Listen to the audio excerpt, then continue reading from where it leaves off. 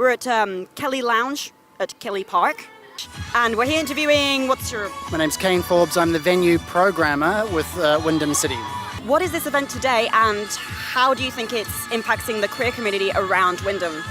Well, this is a park lounge, and what I think events like this are good at doing is giving space over where people can come together, where it's sort of a safe and welcoming space sort of for everyone, but with a specific focus on, lesbian, gay, queer, transgender, non-binary communities.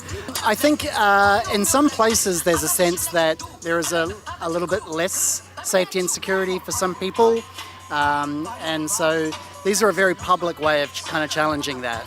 I think they're not the only thing that should happen, but I think they're an important part of an overall campaign to kind of, rally against jerks. And what do you think in Wyndham specific, or in this general wider area, needs to change for this sort of event? Or what do you think of the outcome today, whatever?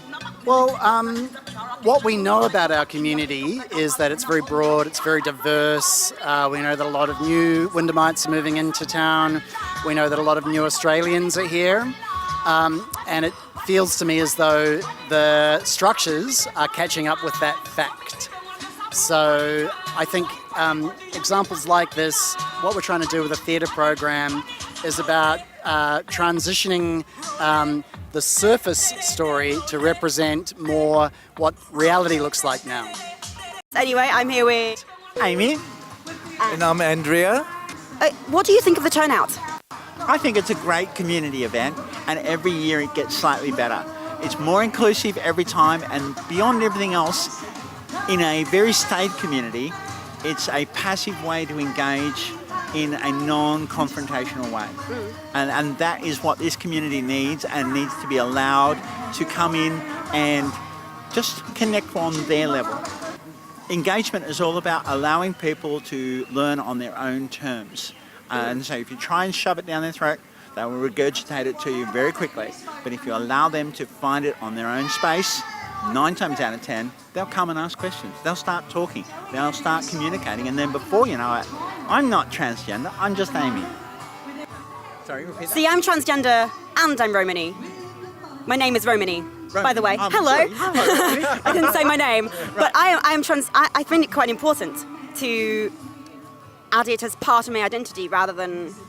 So at the end of the day, getting people past labels, getting people to understand that we are normal people, that I've spent the last 17 years defending this country, that I have important roles to play in the community, and I'm not just a label. I'm not just defined by this one thing, this one part of me, which is only infinitesimal compared to the whole of me.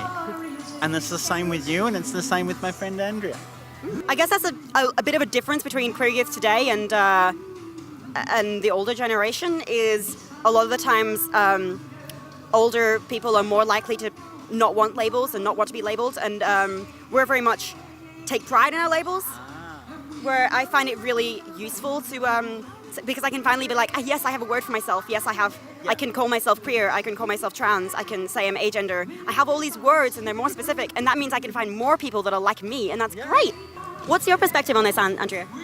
Well, a place like this is where people can make friends, not be afraid to be out, and just enjoy their life as who they are.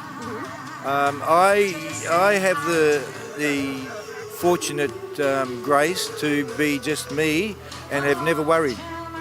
I first realised I was the opposite sex to what I was born at 11.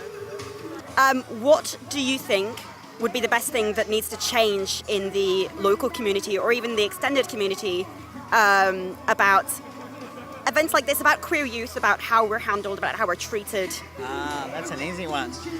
Easiest thing that we need to do right here, right now, is approach the Australian Medical Association and make sure that every single doctor, nurse and reception knows what GLBTI means and knows how to treat people as people, not as labels. And I tell people when they say, "Aren't you afraid?" I say, look them in the eye, hold your head up and don't be afraid. That's the main thing. Don't be afraid.